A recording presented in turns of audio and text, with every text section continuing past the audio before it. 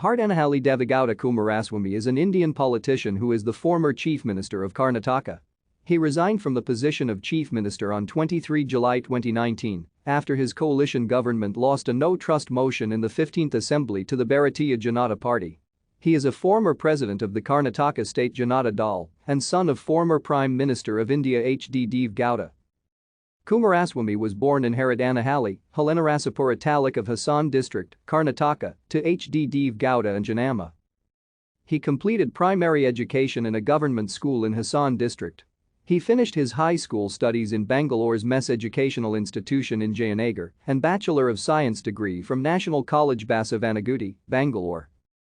On 13 March 1986, Kumaraswamy married Anitha Kumaraswamy. They have a son, Nikhil Gowda. In November 2010, Kannada film actress Radhika revealed that she married Kumaraswamy in 2006. They have a daughter named Shamika Kumaraswamy. Kumaraswamy entered politics by winning from Kanakapura in the 1996 general elections. Thank you for watching. Like and subscribe if you would like to view more of our videos. Have a nice day.